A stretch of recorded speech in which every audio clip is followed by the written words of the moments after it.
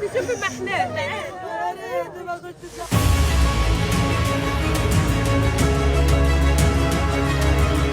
15 மாதங்களாக நீடித்து வந்த இஸ்ரேல் ஹமாஸ் இடையிலான போர் முடிவுக்கு வந்திருக்கிறது. போர் நிறுத்தம் மற்றும் பிணை கைதிகளை விடுவிப்பது தொடர்பான ஒப்பந்தத்தில் இருதரப்பும் கையெழுத்திட்டுள்ளன. அதே சமயம் இஸ்ரேலின் 15 மாத தாக்குதலால் உருக்குலைந்திருக்கும் காசாவின் சேத விவரங்கள் அதிர வைக்கின்றன.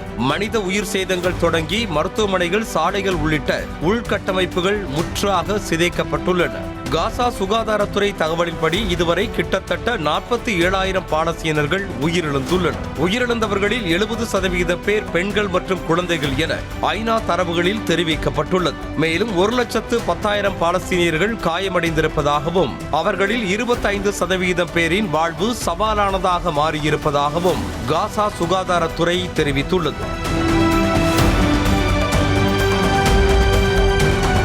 இஸ்ரேலின் தாக்குதலால் காசாவின் உள்கட்டமைப்பு கடுமையாக சிதைந்துள்ளது. 60% கட்டடங்கள் முழுமையாகவோ அல்லது பகுதியளவோ தகர்க்கப்பட்டுள்ளன. பெரும்பாலான தாக்குதல்கள் நகர்ப்புறங்களில் நடத்தப்பட்டது. சில கட்டடங்கள் மீது பலமுறை குண்டுகள் வீசப்பட்டுள்ளன. இஸ்ரேலின் ஈவு இரக்கமற்ற தாக்குதலில் காசாவின் மருத்துவ கட்டமைப்பும் சிதைந்துள்ளது. எஞ்சியுள்ள சில மருத்துவமனைகளும் பகுதியளவு மட்டுமே செயல்படுகின்றன.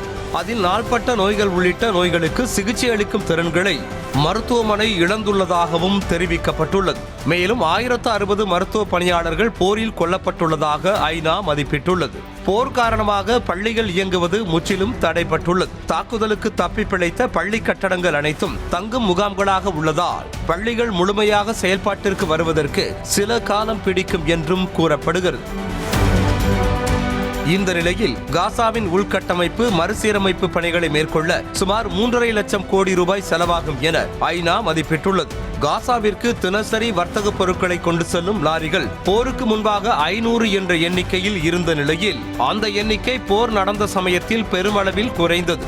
19 லட்சம் மக்களுக்கு உடனடியாக உறைவிடம் மற்றும் அத்தியாவசிய வீட்டுப் பொருட்கள் தேவைப்படுவதாகவும் கணக்கிடப்பட்டுள்ளது. 91% மக்கள் உணவு பாதுகாப்பின்மையை எதிர்கொள்வதாகவும் வடக்கு காசாவில் பஞ்ச நிலை எட்டியிருப்பதாகவும் கூறப்படுகிறது. இவ்வாறு உணவு தேவையை பூர்த்தி செய்வது முதல் உள்கட்டமைப்பு வசதி மற்றும் மறுசீரமைப்பு பணிகளை முடிப்பது வரையிலான பெரும் சவாலை காசா எதிர்கொள்ள உள்ளது. இத்தகைய சவால்களில் இருந்து உலக நாடுகளின் உதவியால் காசா மீள வேண்டும் என்பதே பலரின் எதிர்பார்ப்பாக உள்ளது. குண்டுமழை பொழிந்த காசாவில் இனி அன்பு மழை பொழியட்டும்.